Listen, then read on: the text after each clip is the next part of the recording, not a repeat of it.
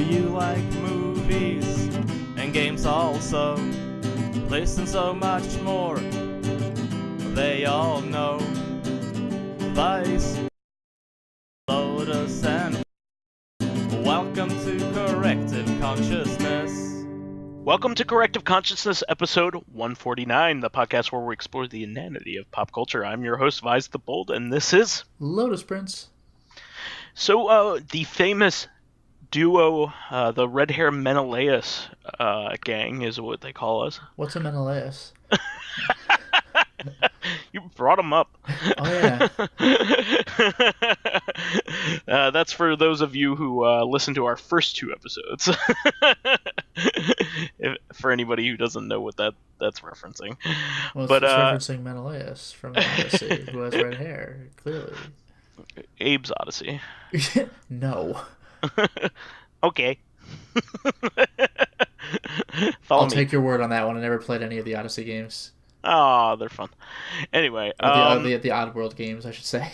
Yeah, Stranger's Wrath was my jam when it was out. It was Didn't that one play like nothing game. Like the other games? Yeah, it was like a third-person / first-person shooter. Yeah. For half of it, the other half was like an adventure, a third-person adventure game. Okay. Has one of the best like whoa moments like in the series, like or in any video game I ever played. Like all of a sudden the gameplay changes, and for a reason. Like nice. Yeah, like and you're like, whoa, what the fuck? Like it's quite great. You think the game is something and then it's not. It turns into something else, but really quite great. So having said that, I wanted to I teased this a little bit on Tuesday, but unfortunately it seems that Nippon Ichi Software is in a really bad financial trouble. This is the creator, most famous for being the creator of the Disgaea games, and current publisher of most Falcom games in the United States. And they also released the Danganronpa series in the United States, NISA. Yeah, and also the most Grasshopper games are being published by them as well. So yeah, this is really bad. So apparently, I'll read this from the article that we got off the DualShockers. Apparently, their mobile game, Disgaea RPG, was only released in Japan. Released with a lot of problems, and has received some extreme criticism, and isn't selling well. Like the in-game hooks aren't doing well for it, and as a result, this is really bad. Like they are having trouble paying the salary of their employees. Yeah, that is a very bad look for a company. That is like the bare minimum is paying their employees. So what they are reportedly doing is doing basically a fire sale of their own stock in order to stay afloat, which is awful. Yeah. They are straight up selling portions of its of the ownership of the company at bottom of the barrel prices in order to raise enough capital to pay their employees. That's really bad. I would be very surprised if they got out of this. There is a chance they could. It could be like a temporary thing, but I don't think so. It's very hard to bounce back from something like this, and that's usually an awful sign. The last company we heard of that was like this was like Telltale. Telltale, yeah. Telltale wasn't paying their employees. This is bad news. Well, the thing is, though, I don't know what the circumstances with Nippon Ichi, but with Telltale, it was just like shady bullshit and trying to like appease investors. Well, not only that, but they also had lost their biggest client, which was AMC. Mm-hmm. So that was really the big thing. A surprise thing happened there as well. So this is bad as well because they have a bunch of different studios. It's not just like their Japanese arm, they have NIS America, which is fully owned by them. They have NIS Asia, Vietnam, and a couple other subsidiaries as well. So this is a big company for what they put out, and it seems like they are in very bad shape. I'm not sure if these payroll things are being extended to the American branch. I imagine it is, but I don't have a confirmation of that. So having said that, Nippon Ichi has some really great games. I kind of wanted to go over some history of them. Also to encourage people to buy these games now as a just in case. I don't think I'm being overzealous in saying that some of these games may very well be snatched up by another company if that's what they end up doing. You probably won't have too much trouble getting the Disgaea games later on. But there are some really obscure games that they just straight up localized and published that I don't think you'll ever see ever again. I don't think you'll ever see a second release. But there's weird stuff like Republic. Yeah. No, there's plenty of games that are like stuff even you and I don't play. It's like so niche. But I did want to go over some of their best games. I over the weekend, as soon as I heard this, I actually went on Amazon and was like, okay, which of their games have physical copies right now? Before first of all they shoot up in price, or which will certainly happen if any of their games get taken off any of the eShops or digital stores. And that very may well happen. I mean, that happened to IREM when they went out of business. It didn't happen to Telltale, and it didn't happen to THQ. All of their games kind of stuck around. But you never know. You really don't. You don't know how well backed up they are. You don't know what their agreements are or anything like that.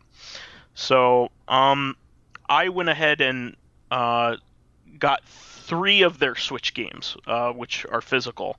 I got Disgaea 1 Complete, which is probably their most beloved title.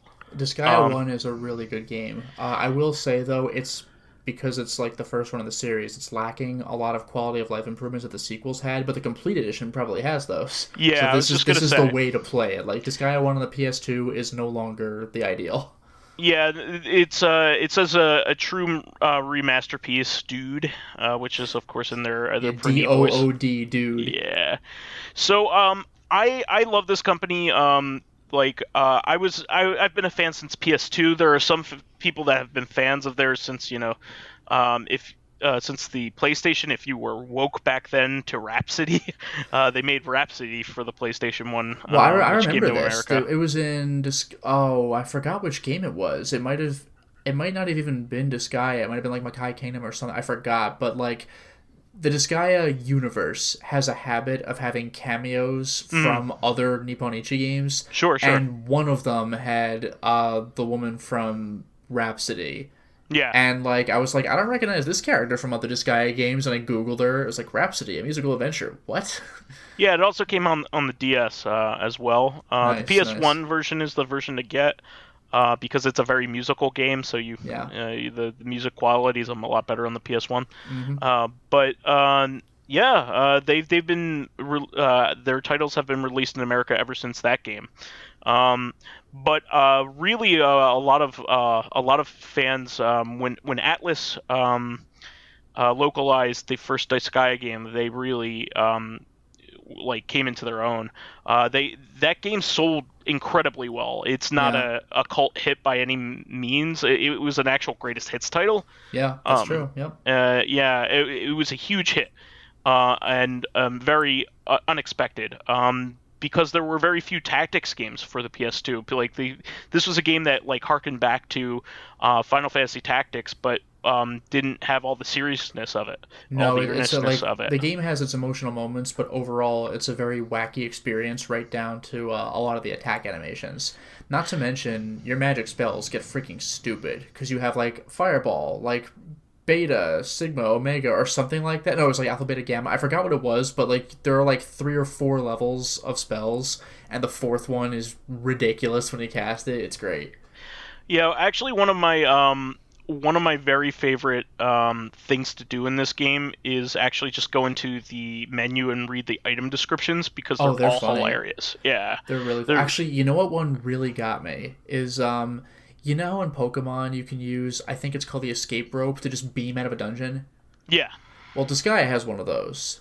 It's called Mr. Gency's exit, like Mr. and then Gency, and like I wondered who Mr. Gency was in the lore, and it's never explained. And it turns out it's not Mr. Gency's exit. It's Mr. Gency exit. Oh, I was like, oh shit, man. it was amazing. Wow. Well, I thought that game was great. I never beat it or anything, but I played it for a bit, and I loved the sense of humor and everything about it. Well, the thing I should point out, well, if you haven't beaten it, you may or may not know this, but I'll point this one out, because I watched a friend of ours play through Disgaea 1 and 2, a bunch of 3, La Pucelle, Phantom Brave, Makai Kingdom, and those games all have something in common, which is the game is well fleshed out and satisfying, a satisfying length. When you are ready to beat the game, you'll probably be level 90 to 100 or something. But then there's the post-game, where you can do all sorts of crazy extra dungeons and fight crazy bosses and everything. And if you're interested in doing that, that is by far, like, long way away, the majority of the gameplay. Like, you can level up to Quad 9 in this game. Yeah, absolutely. And I will probably say that the Switch version is going to be the best because it's the most recent and it has all those quality of life things added to it. Some quality of life updates are exceedingly important because these animations take forever and you will be grinding for hours and hours, especially if you do the post-game stuff. One of the things that one of the later games introduced that the first game probably has now is the ability to turn off all animations and speed up the general process. So, for example, no matter what you're doing, basic attack, crazy elaborate magic spell, weird combination with other character attack, it just shows you like swinging a sword real quick, just like whooshing, and it just shows damage, and that's it, and that saves you unbelievable amounts of time. Absolutely.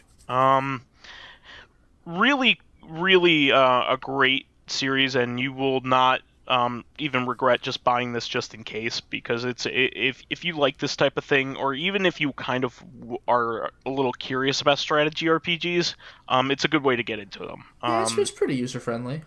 Yeah, it's a lot of fun, and I love these games. And I also picked up Disgaea 5 Complete, which was also on the Switch.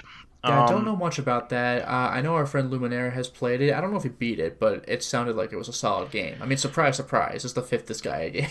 Yeah, and as for the other ones, the portable versions are usually the best because they were the ones that were released most recently, so they have extra features. Yeah, I was just going to mention, I think 1 and 2 just straight up added stuff. There was like an Etna story in 1, I think, so there's that as well. Yeah, 2 has some DLC that they added to the PSP version. Yeah, it must have, because PS2 DLC didn't exist. You could easily play that on the Vita or the PS TV.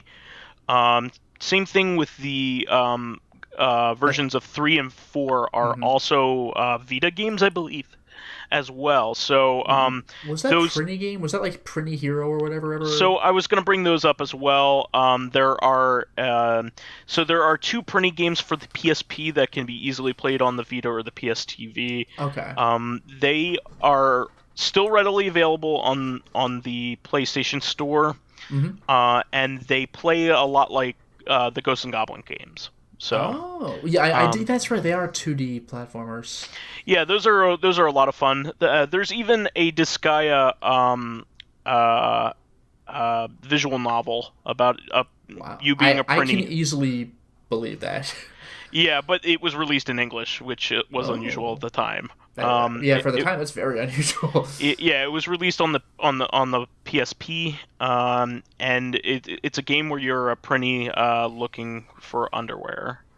of the the female printies are main always, character. the printies are always by far like the goofiest like whipping boys of the series. Yeah, Like yeah. in They fact, if explode you like, you can throw very your much. characters to locations because you can only move a certain number of squares. But if you move toward one character and then that one throws the previous character, you can get some movement advance. If you throw a printy at an enemy, they'll just blow up. So like they're always just terrified of Laharl because Laharl's the main character of Gaia 1 because I mean They could die. They're beat up by everybody anyway, but yeah, you just throw them as bombs. They're like, no, it's great.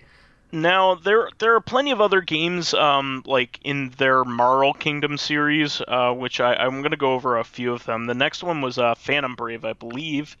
That's but before we get there, even before Disgaea, there was La Pucelle Tactics. Yeah, you had already mentioned that. That was released only on the PS2, I think. I think so. That was the game because I watched our friend play Disgaea 1 first. And speaking of cameos, like one of the secret bosses was like an evil demon version of Prié, the main character of La Pucelle. I was like, who's this? And then you go back to play La Pucelle, and you're like, oh my god, like she has a demon form of Disgaea? Holy shit, that's not supposed to happen. That's pretty great. Yeah, one thing about this release was that it was released by Mastiff, not Atlas at the time. So this was before Nippon Ichi had their own publishing arm in the United States. Yeah. But basically, this is the house that Disgaea built because they, once Disgaea was out and had been around for a little bit, they were able to start their own publishing arm. And there are subtle differences in the battle style too. Like with La Pucelle, I forget exactly how it works, but you can change the colors of tiles like in a row and based on attacks you do. And if you ever manage to make a square around something, you have like a super special attack that just blasts whatever's inside it. So you can do interesting combos with other characters in your team to create ridiculous payoffs in attack form. And the evil version of Prié that fights you in Disgaea 1, one of her super moves just like that's not how Disgaea works, so one of her super moves just shows that animation happening and like a really cool thing happens. It's pretty great. Well, one thing to look out for is that La Pucelle has a pretty heavy like church aesthetic to it. Which a lot of which was censored. I mean, obviously the plot's the same, but crosses were removed, and I think Croe like smokes and that's taken out as well. Yeah. Mastiff was a little overprotective with it, but still a good game. It is a very good game. Another good game that was published by them, but not developed by them, was Grim Grimoire, one of the Vanillaware games for the PS2. This is the company that made was famous by Odin Sphere. The aesthetic is pretty similar now that you mention it. Yeah, it very much looks like their type of game. If you ever play Dragon's Crown or Muramasa. Let's see here. You did mention Phantom Brave. So Phantom Brave was their follow-up, and they did publish this one. Yeah, Grim this was Grimoire the first game after, but this was after Disgaea. Yeah, this was the first game that they published on their own in the United States, which is a big deal. Having your own publishing house in the United States is a huge deal. So this was a pretty decent spin-off. A lot of people liked it. It plays quite a bit differently, though, than the other ones, right? Yeah, the gimmick here is that terrain could be a thing. So if there's rocky terrain or whatever, it could just reduce the amount of movement you're allowed to have, because now it's no longer squares. Now it's just straight-up distance. Also, this is the big thing that was kind of borderline with fans, but regarding capturing items, you would have to sacrifice a character, like not permanently, but you'd have to beam them off the map permanently, like for the one level, and you would have a percentage chance of capturing an item. So like if you wanted to go for the really cool stuff, you're just throwing characters at it and hoping it'll stick. My friend actually got I forgot what it's called, but the super weapon, like the Celestial Blade or like the glowing white sword, and the fact that he got it is utterly ridiculous because the percentage is bananas. Like you have to do a 100 floor dungeon all in one shot, and you don't know if the end boss is going to have that weapon on it, and if it does, percentage chances of capturing the weapon are on the low side. And he actually pulled it off on his first try, which is like I mean, not the first capture attempt, but like on his first 100 floor dungeon attempt, which is like earth-shattering statistical like luck. So it's like, ooh, good thing I never have to do that again. It's pretty great.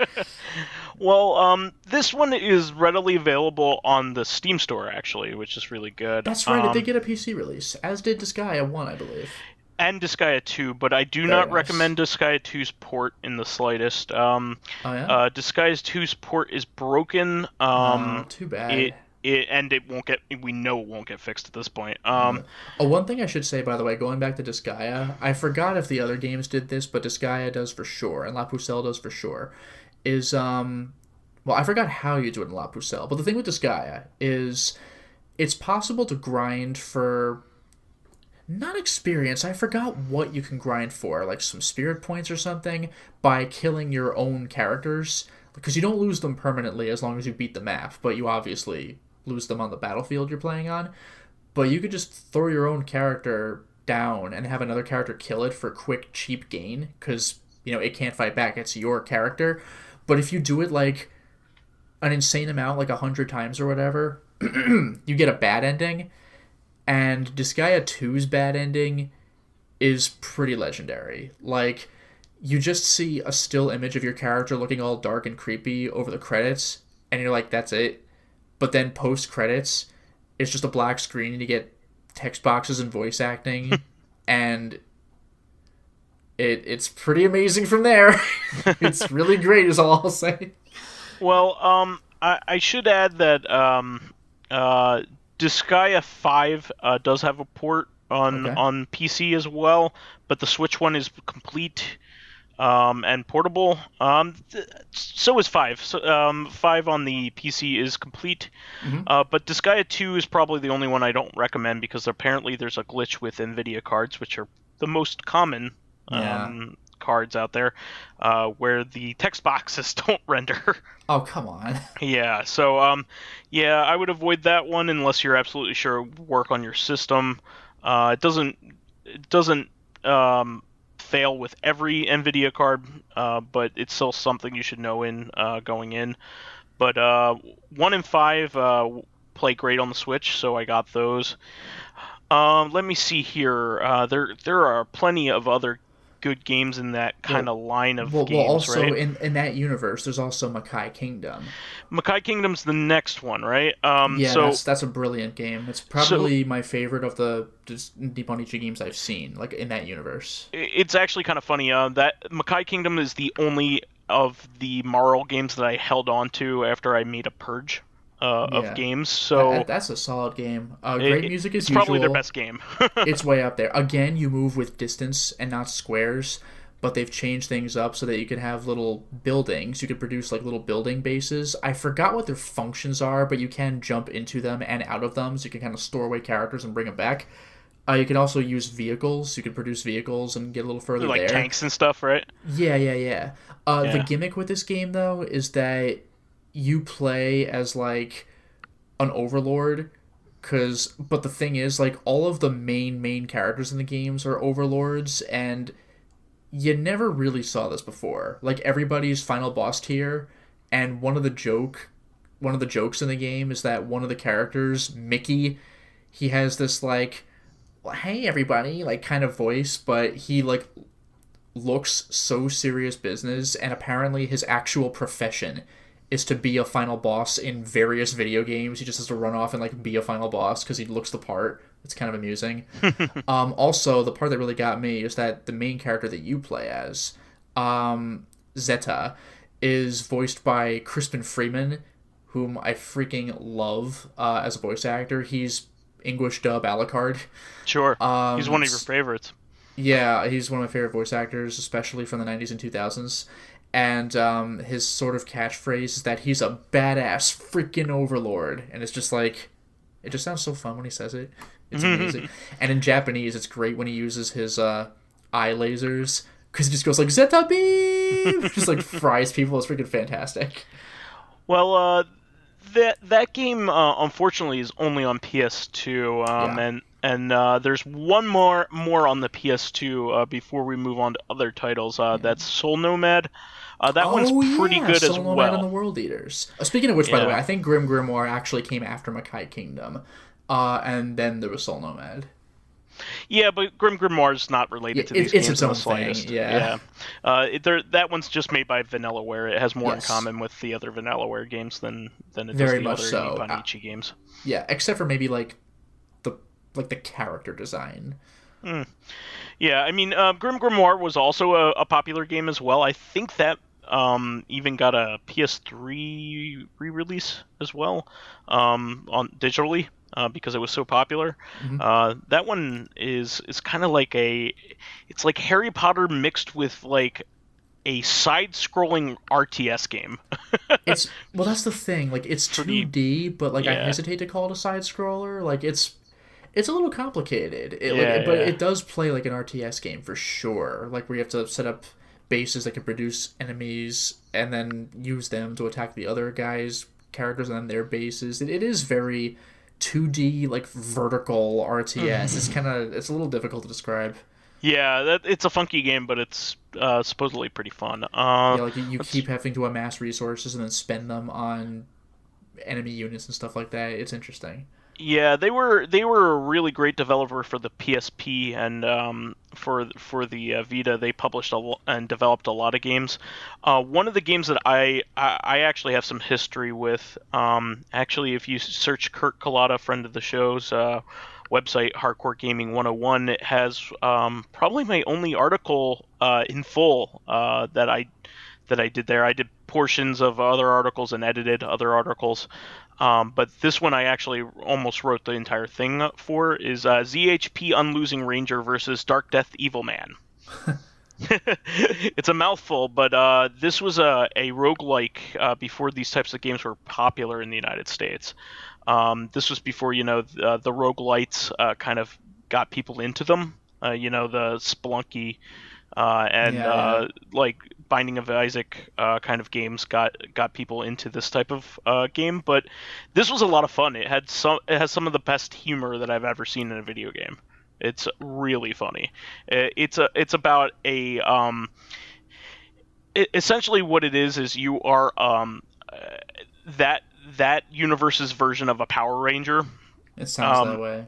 And you're like a random kid that gets chosen to be a Power Ranger, and you're a random teenager with attitude. Yeah, but you are killed immediately by this by this enemy. And what happens is like the gods put a stop time on it, and basically like, okay, we need to like transport you to hell to train you. Jesus. So like you get through a stratum of levels, like 5 levels or so, and they're like, okay, you trained enough, and then you go up against them again, and he just kicks your ass again. So it's really great. It's really, really funny. It's one of the funniest games I've ever played. Really underrated, and you never hear about it. Really, really fun. But back to Soul Nomad though. Oh yeah. No, I just want to know if you wanted to bring up anything. Oh no, I don't know much about it. To be honest, I actually don't either. All I know is that you team up with like this overly powerful entity called Gig, who's just a total asshole, but he has tons of power and he can lend some to you. I actually don't remember even why you need it, but like the full name of the game is Soul Nomad and the World Eaters, and there are things called World Eaters coming. So I guess that's the thing. You need to like deal with them because they're absolutely gigantic. But I never really saw far into the game. All I know is that just Gig has unbelievable levels of sass and constantly treats your main character like dirt because he's like, whatever, man, I'm like a Lovecraftian power level of being and you're a human, so I don't give a fuck. And you're just like, oh. So that's kind of your existence there as far as dealing with him is concerned. Yeah, they also published, let's see here, the Claddon games, which were are a portmanteau of Classic Dungeon. Oh. So those are pretty fun too. They're kind of roguelite-y as well. I think I did a little bit of work on an article for that. They also translated and localized the Criminal Girls games. If you're into that kind of thing. The benchmark of quality. I think it's the top game on the Vita by far. It's the best game ever made. No, you don't. No, I don't. But yeah, and then you were talking a bit about the Yomawari games, right? Yeah, there are 2 of those. I have them, but I've only played the first one. The first one, the first one, it gives you a tutorial, and it's the douchiest tutorial ever for reasons I will not explain. But the basic idea is that you play as this little girl whose dog gets hit by, like, you're supposed to go out and walk your dog, and your dog gets hit by like a truck, and you're like, oh my god. So like you're like, I'm gonna, like, I guess I gotta go home. So like on your way home, all of a sudden there are just all these actually creepy looking, because like Nippon Ichi absolutely has a look for its characters. Like, they're very cute looking characters, like all of them with the gigantic eyes and everything, but the ghosts in this game are like actually creepy looking, and you're like, oh. And this is a game where if you get hit, you die. There's no health or anything. Like, if it touches you, you die, but respawning is pretty generous, and actually if you pick up items, then you keep them regardless of death. So you can actually use death as like a shortcut, like, back. You can YOLO into a group of ghosts, grab an item, and then just die. Mission accomplished, But the thing is, you try going home, and then as you're going home, your sister introduces a mechanic to you, which is if you just shove your face in a bush and just like hide and like don't look, then ghosts should pass you by. So she's like, here, hide in here. I'll deal with this. And then you, like, when you hide, everything around you goes black, and you just hear like a heartbeat. And when it goes away, that means the ghost has gone away. So you wait until it's clear, and you're like, okay. And you come out, and your sister's just gone. And you're like, and that's when, like, the rest of the game starts. So it's like, I don't know what to do about my dog, and my sister may or may not be dead. So it's very interesting, and because you can't fight enemies, they're just instant death. It's more puzzle than anything else. Like, how do I navigate around the enemies? That's Yomawari Night Alone, the PS4 release. Night Alone is Vita and PC. The PS4 release, that I'm not sure if it's on PC or not, but the PS4 release is, I think it's called Midnight Shadows. Yes. I don't know where that goes, but I think it's a sequel, and yes. I'm very intrigued.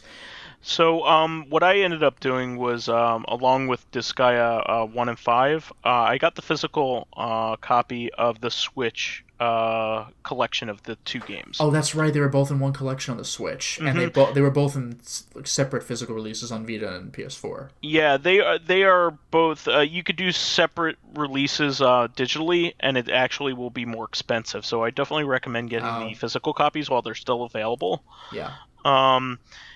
Because it sounds like these games are pretty interesting and they're up my alley. The first one is absolutely interesting. The second one, I'm sure, is too. Here's another one. Apparently a really great licensed game, Psychopath's Mandatory Happiness. Oh, I didn't realize that was them. Yeah, I actually got that off of store shelves back in the day. That's a VN, isn't it? Yes, this is a visual novel that is a sequel to the anime, I believe, but and the anime is real damn good. The game is supposed to be real damn good on top of it. So good. I actually knew nothing at all about it. Yeah, I hear it's really good. I'm gonna watch the anime before I play it. I haven't played it myself. Good. Really good. Yeah, this one's about a dystopian future where it can detect murders before it happens, just by people's intent, right? They have like a system that can kind of do it. Kind of. It doesn't specifically detect murders, but what it does aggression, detect, maybe. It reads your personality or maybe brainwaves or something, and it considers you in a percentage range from like okay, I forgot what that term is called, to latent criminal, where maybe we'll keep an eye on you, to we'd better just arrest you now. So that's pretty interesting. So it's kind of like a Minority Report kind of thing. Kind of, yeah. Like Minority Report is more specific regarding like Mm-hmm. this murder will happen at this time. Like Psychopaths isn't that far, but it's like It's getting there. no, we're pretty sure you're gonna kill a guy, so let's just get on that right now. Well, what with the story? This is not really spoilers. It's the whole conceit of the story is that there's a killer that can get around the whole thing, right? Yeah, Yeah. because like it's established early on that you're detected by an extremely sophisticated computer system, but there are some biological anomalies that it just doesn't detect. And what makes the show scary is it's almost like an existential thing because these people have these like Judge Dredd guns that can like stun or kill or whatever, but only when like the people pull the trigger when a little speaker in the gun gives them permission. It's like you should shoot the guy now. And because this guy is not detected by the system, those guns won't work on him because they won't grant permission to kill him. So the guy's like, what are you going to do about it? And there's this actually really important scene where he's like, technically I'm not a superhuman. Pull out a knife or a regular gun. I'm standing right here. Shoot me. And the main character really can't bring herself to do it because she's never had to make her own decision about this kind of thing. There was always like, oh, don't worry, the system tells me that I'm right to do this. And this was like, it's your call. And it's really interesting. Wow. Well, I'm excited to play that. I'm a big fan of good visual novels, especially crime-related ones. Speaking of, there is a trio of Grasshopper games that they published in the United States recently. The Silver Case, the 25th Ward Silver Case, which is the sequel, which is a particularly great thing that we got. I'm really amazed that we own that. Yeah. There's a physical of the second one? I didn't realize that. Yeah, on the Nisa online store. Oh, wow. I don't know if it's still there. Of the PC version? I don't know. I got it on PS4. Oh, okay. Well, I got the PC version of the first one. Okay, a PC physical, I think, was like limited run games only. Yeah. I think you're right.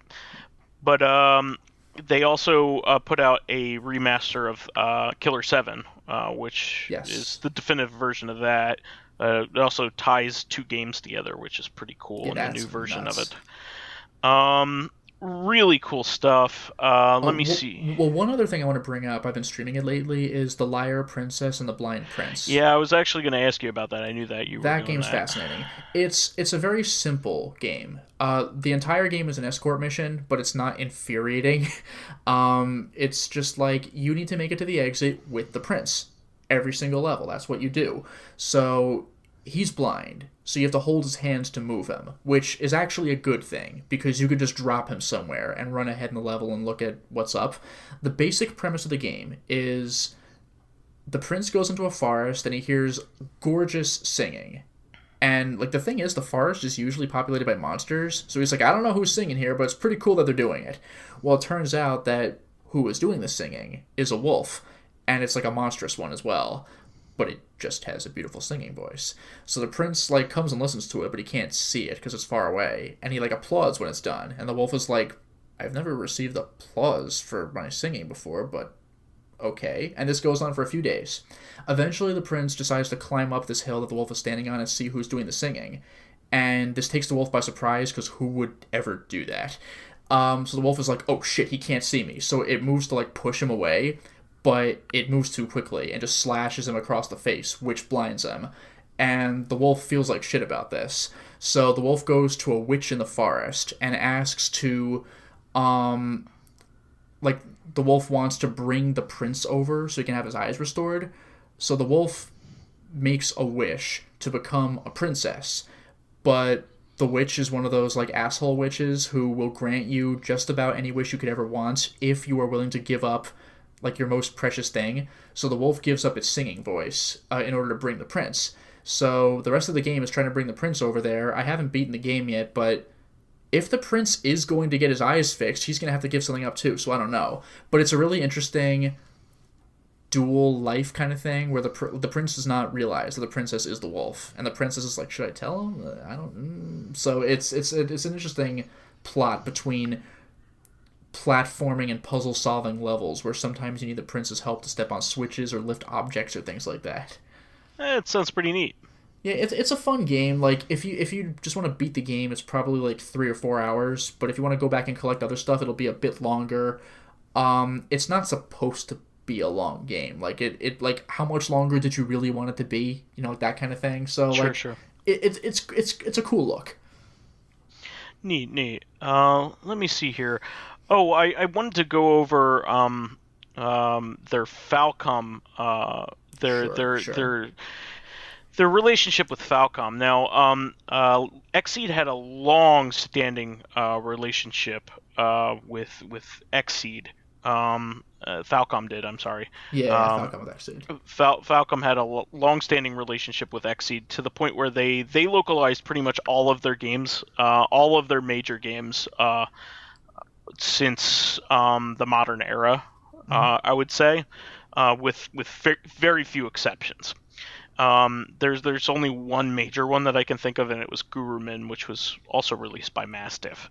But until the most recent Ys game, Ys 8, Lacrimosa of Dana, or Dana. It's probably Dana, but whatever. They had a huge issue with this, and this might even be a big, contributing to their money troubles. Oh, was this the catastrophic PC release? It's a catastrophic release in general. Okay. So the localization was one of the worst localizations ever. It came out on PS4. It was terrible. It was to the point where the game was unplayable. This was where the text didn't even line up right in the boxes and stuff. Yeah, there were technical issues even on top of the terrible localization.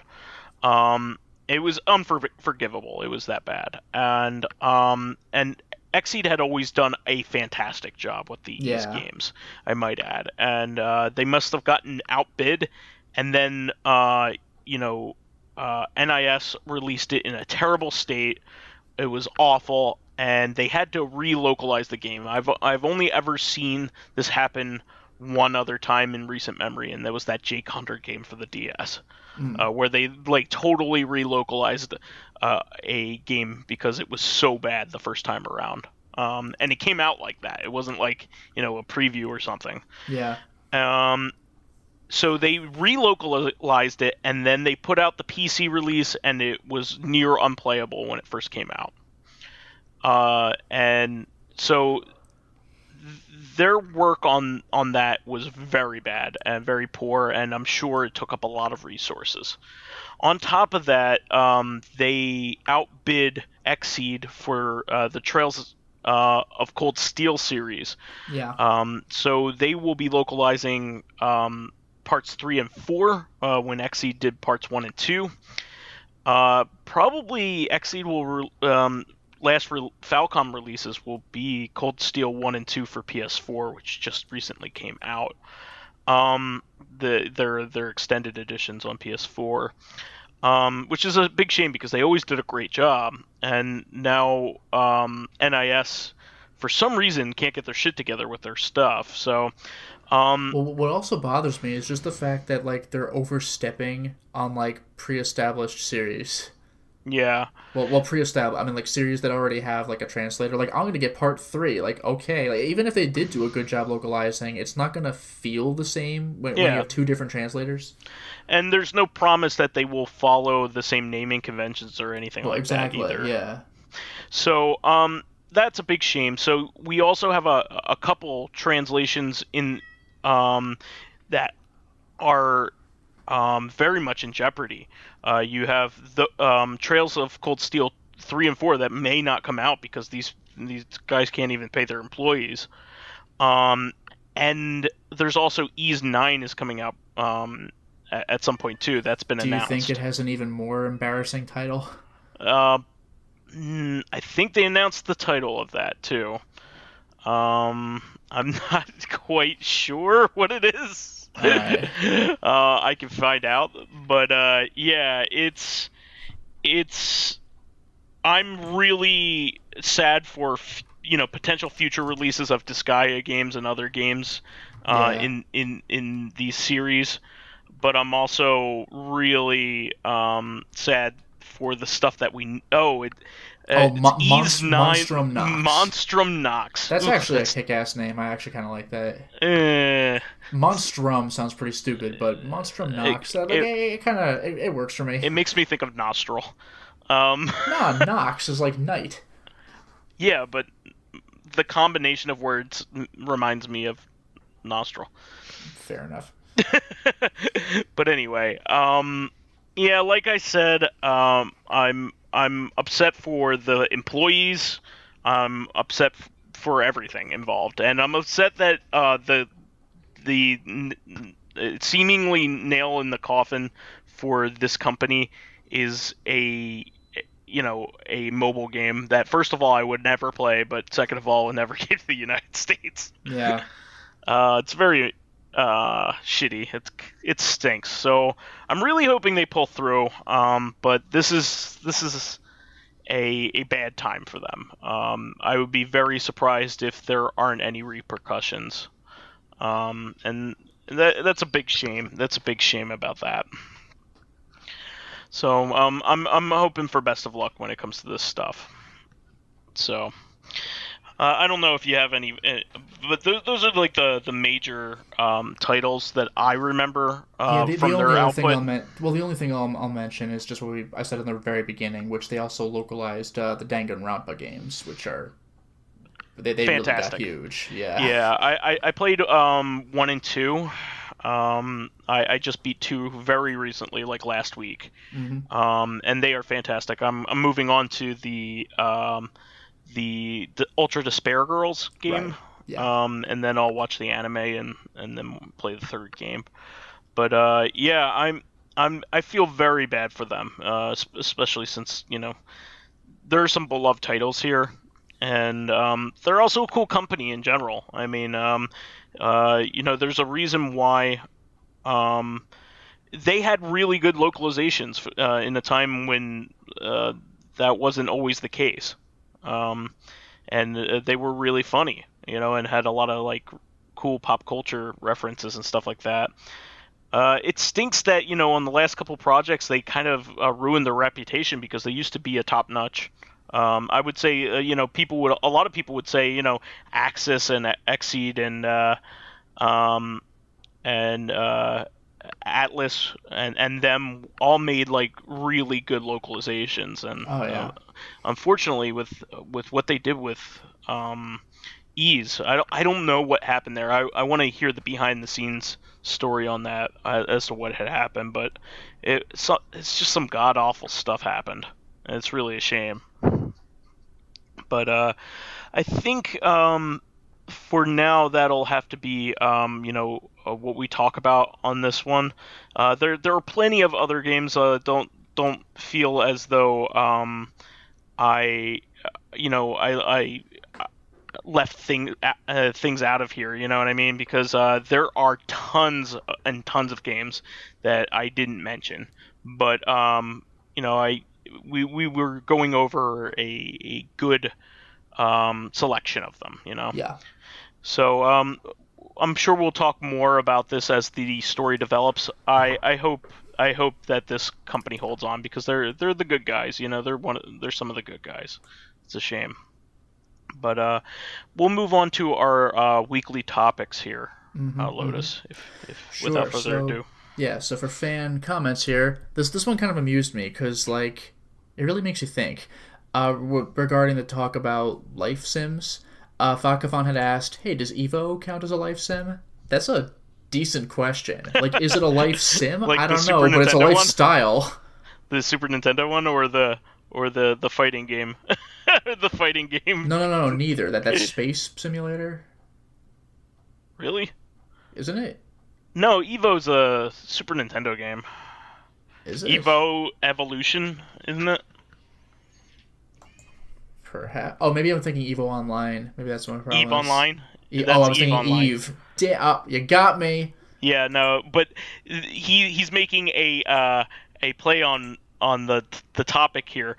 Evo it was an Enix game where you literally evolved from like a single-celled organism all the way up to like Okay.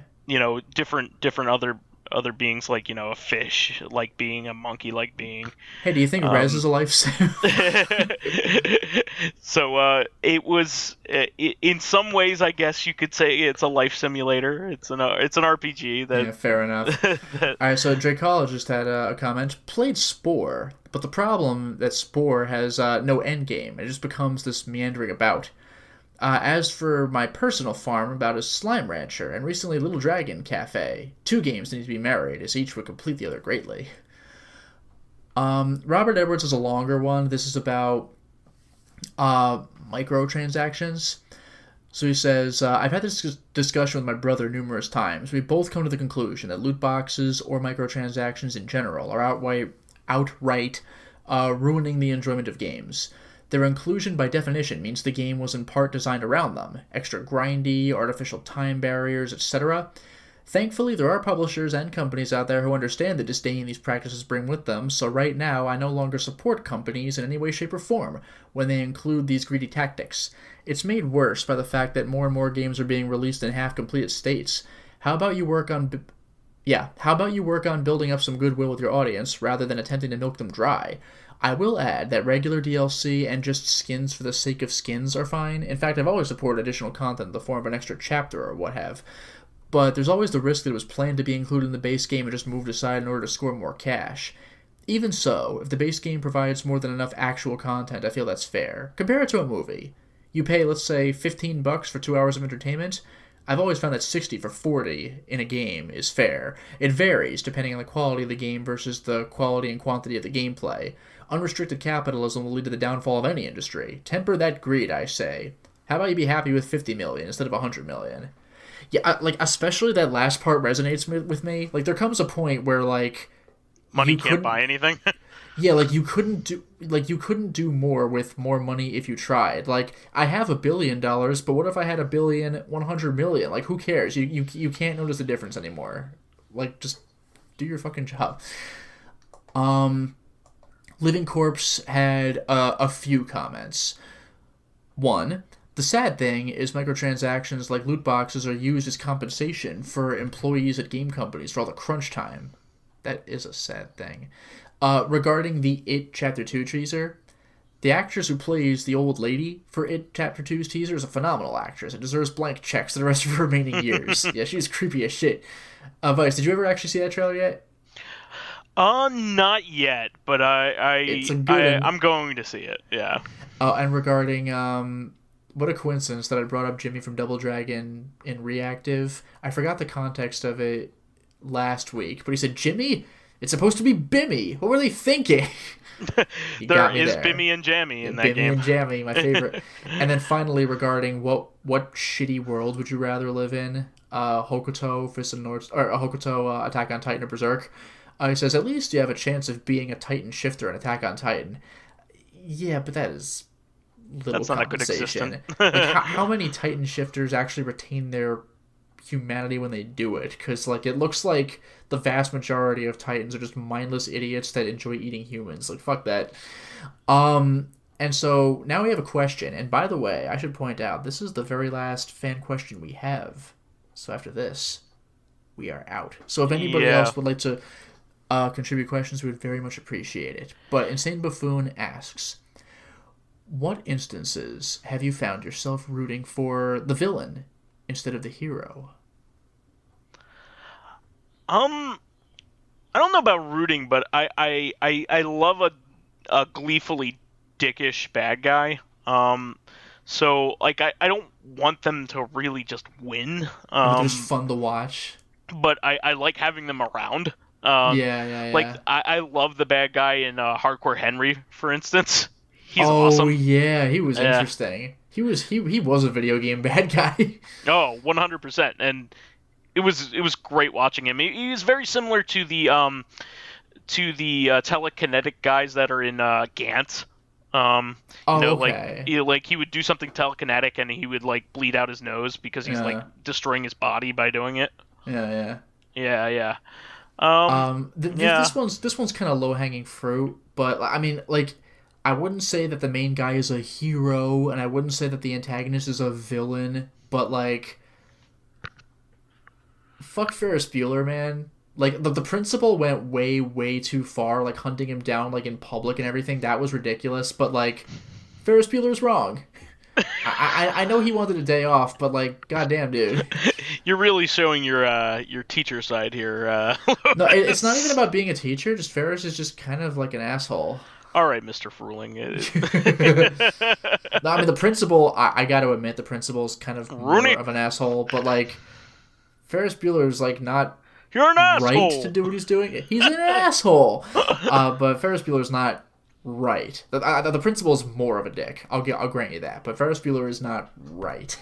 I mean, he's about as right as, any scamp is. Like in Problem Child, that kid's a dick. Like, you ever watch those movies? Nah. So, for as old as that movie is, that movie is surprisingly mean-spirited. You would expect something like that to come out nowadays, just because it's funny and, shocking things really are kind of commonplace, know. But, like, kid is, like, straight up cursing at one point at adults. At one point, a girl asks him to, like, fill up her lemonade pitcher, and he just, like, takes a whiz in it for the adults to drink. Yeah, wow. It's like extremely, and Gilbert Gottfried's in it. Like, John Ritter, Michael Richards. Yeah. Oh, this. Wow. Yeah. The Problem Child 1 and 2 are extremely bad-natured. Okay. Oh, know what? Again, like, this is a case where I'm not actually rooting for the villain, and again, he's not really a villain, but Walter Peck in Ghostbusters, because in the end, the Ghostbusters were right, they had a threat to stop, but before it was proven that ghosts were around, Walter Peck was so right. Like, he's working for the EPA, you have unrestricted nuclear devices on your backs, what the fuck is this shit? Like, now it turns out the Ghostbusters ended up being right in the end. But, like, without knowing that, like, whoa, like, lock these guys down. No, it's true. This man has no dick. This man has no dick. That's so good. I might add that he's the whole reason why Gozer is able to get into our plane of existence. No, that is true. Like, he royally fucked up. The Ghostbusters were 100% right. But before you knew that, Walter Peck was definitely right. He was well-intentioned. Yeah. He was an asshole, though. I mean, he straight up went in there and released all the ghosts. I mean, yes. He was an idiot, and he fucked it up. But, like, again, from his perspective, though, these guys are walking around with unrestricted nuclear devices on their backs. This is not good. I mean, they're using up massive amounts of power from, like, some weird basement. It's like, come on, you gotta lock that down. I can't really think of, like, there are some movies where I'm like, they had it coming, like that kind of thing. Yeah. But like, I'm just trying to think of, like, parents. Am I right? But, like, today I would say the parents is the good. Like Lois from Malcolm in the Middle, for example. Like, the kids are horrible. Yeah, she's really not that bad. She's just very controlling. She's just had fucking enough, like, all the time. Yeah. She's the only one that keeping that house together. Yeah, Hal is a fun guy, but he is not a very good dad. And then he starts dealing meth. Yeah, that's that's also a problem. It's canon. But yeah, you know what? Really... Mr. Wilson from Dennis the Menace, by far. He's Dennis the Menace's best friend. I know, but, like, Dennis fucking sucks all the time. Like, no wonder Mr. Wilson's always so grumpy. Like, you would be too if, like, your window broke because of a stupid slingshot or whatever. I thought I had... Jerry from Tom... Oh, no, Tom from Tom and Jerry. Fuck Jerry. Like, I know Cass is supposed to chase mice, but a lot of times Jerry just straight up instigates because he's an asshole. More like Bugs Bunny. Bugs Bunny is usually the instigator. Yeah, I'm less and less sympathetic toward Bugs Bunny, yeah. He's usually, like... there are some ones where Elmer Fudd straight up doesn't do anything to deserve it. Like, he's not even a hunter in some of them. Actually, you know what episode I really like of Bugs Bunny? It did not have Elmer Fudd in it. Did you remember the Little Red Riding Hood one? Yeah. Like, my dad loves that one, where, like, Little Red Riding Hood is the most annoying voice, and it's hilarious. Like, Grandma, I got you a basket to have! It's just like, and it always cuts to the wolf and Bugs Bunny just going like, oh, when they hear a voice. It's the funniest damn thing. But the whole thing is the wolf is going after Red Riding Hood, but Bugs Bunny is just tormenting the wolf endlessly, so he's just kind of getting involved in this. And it's great, though, because toward the very end of the episode, they do one of those super cartoon things where the wolf is like straddling over a fire and he's got like a whole bunch of weights on him, so he's getting pushed down toward it, and Bugs Bunny is standing in like a chair above him and he's just ready to drop like a feather on him because that'll be the straw that broke the back. He's like just about to do it, and then Red Riding Hood just shouts something again, and it's just like, okay, that's it. And like Bugs Bunny is just like, I'll do it. I'll hate myself in the morning, but I'll do it. And then it just cuts to Red Riding Hood straddling the bonfire, and the wolf and Bugs are both just leaning back and chewing carrots, and that's how the episode ends. It's amazing. How about this? I Know What You Did Last Summer. I haven't seen it. Okay. Well, that's a classic, horror movie from the 90s. Yeah. The conceit is that there is a killer going around. I'm gonna spoil this because who the fuck cares? Yeah, no, nobody's gonna. Don't spoil. I Know What You Did Last Summer. I mean, Sarah Michelle Gellar was still believable as a teenager at the time. Come on.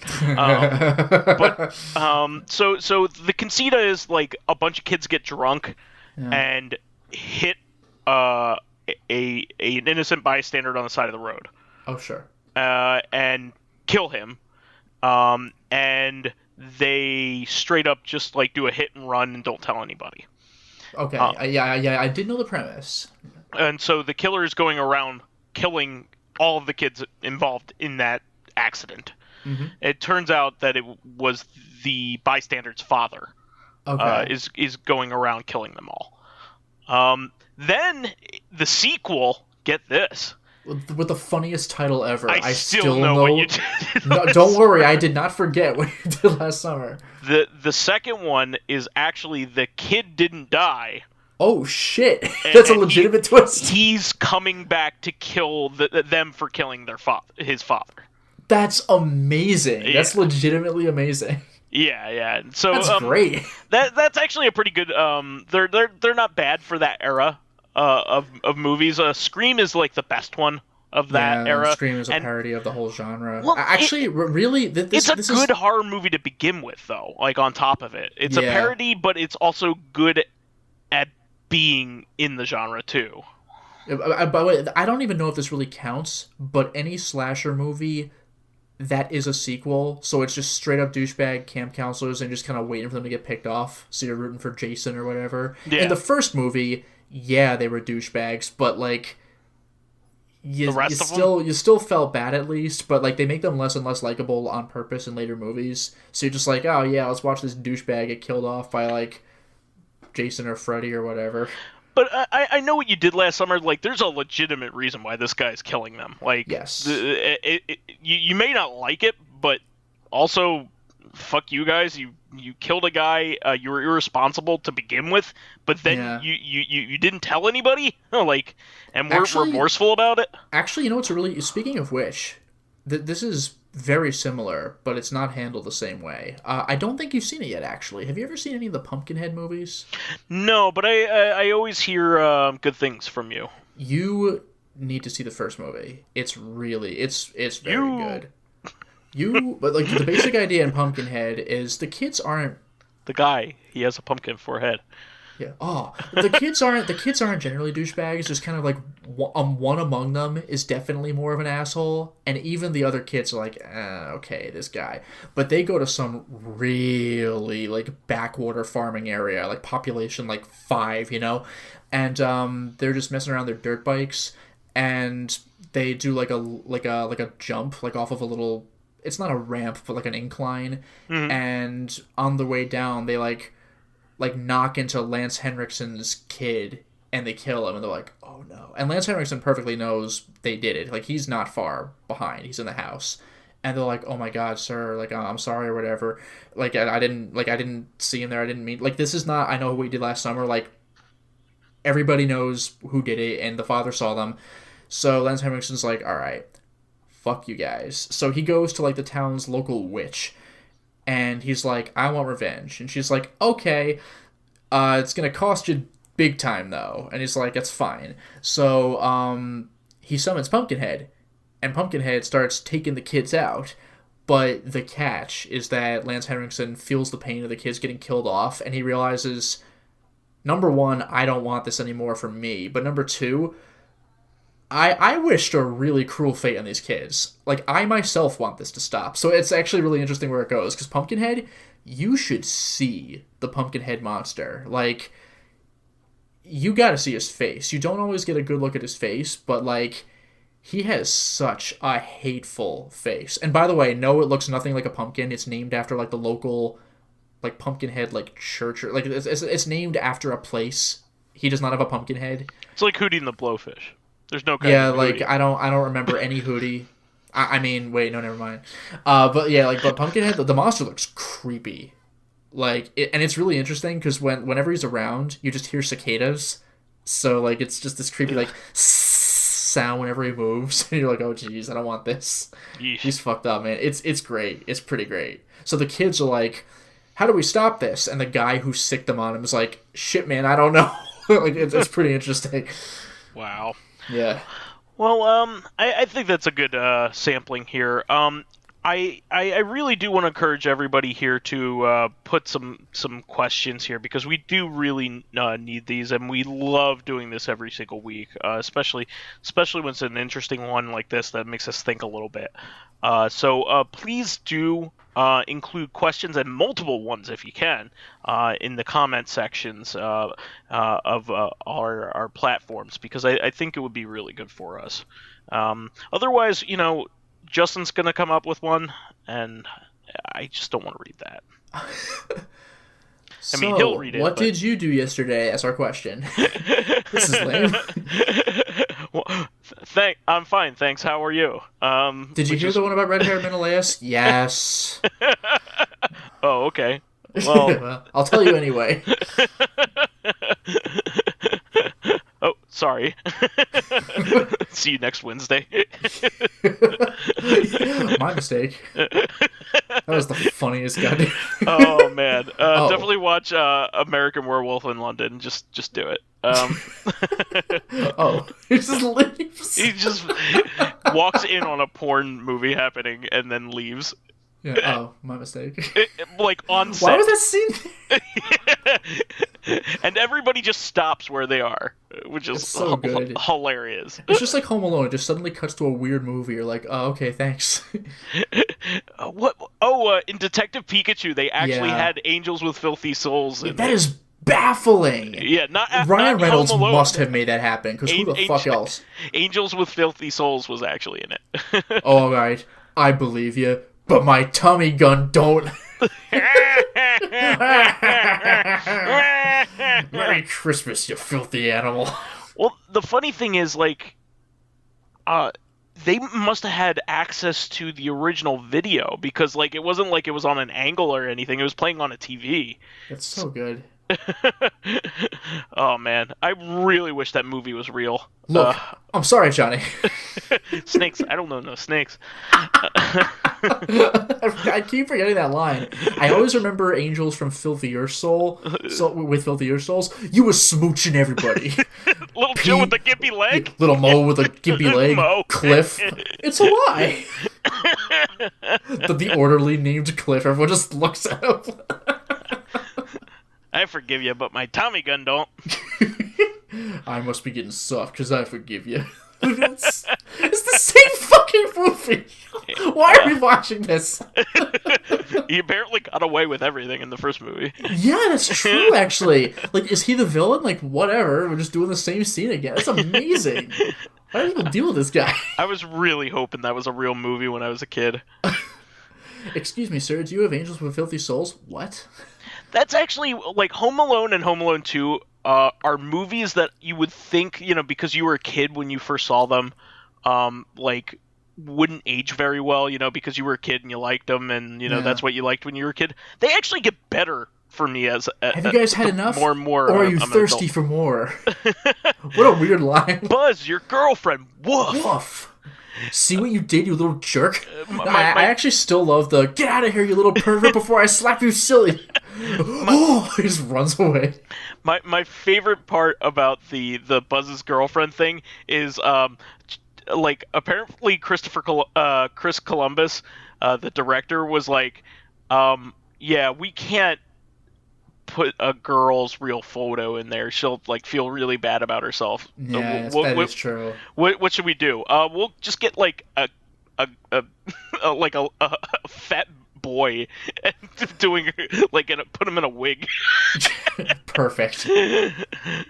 Anyway, that's the show for this week.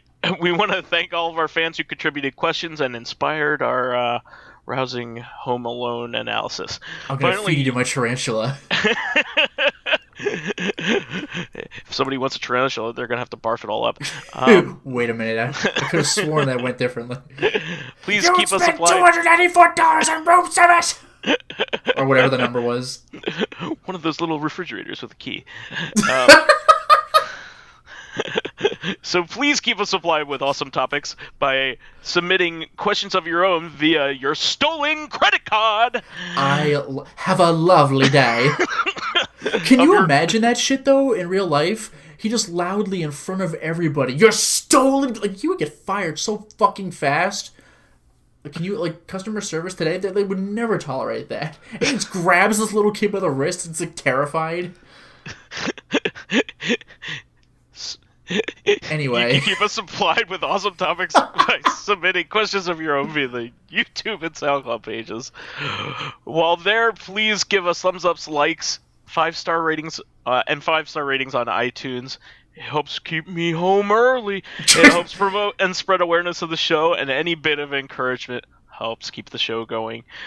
Finally, you can catch us on Tuesdays on our sister podcast, Reactive Consciousness, the in-depth look at this week in our lives. And don't drink any Pepsi. You'll wet the bed. I love the home early, like, it's not a Home Alone thing, but yeah, it really kind of is. You could also get the Talk Girl, which is the same thing, but in pink, because that's how that works. Yep. Gendered toys. Get on your knees and say it. I love you. Oh, well, I mean, you could find me on my YouTube channel. Wait, you can friend me as vysethebold on Steam, PSN, Xbox Live, Twitter, Battle.net, Switch, and my toothbrush is approved by the American Dental Association. A large cheese pizza just for me. You can find me on my YouTube channel, Lotus Prince. You can hit me up on Twitter at Lotus Prince. And finally, if you were interested in seeing my videos early, like Angels with Filthier Souls, I guess, I lost track just because I broke my pattern. See my videos early, getting in exclusive live streams, selecting upcoming games for me to Let's Play, like Alien Isolation, or getting involved in conversations with me and other patrons on Discord, then perhaps consider swinging by my Patreon account, which can be found at patreon.com/LotusPrince. All right. Suck brick, kids. We'll catch you on... Kids are afraid of the dark. You're afraid of the dark too, Arv. No, I'm not. R2. Not R2. We'll call ourselves the Stinky Bandits. All right. We'll catch everybody for a new episode of Reactive on Tuesday. S-T...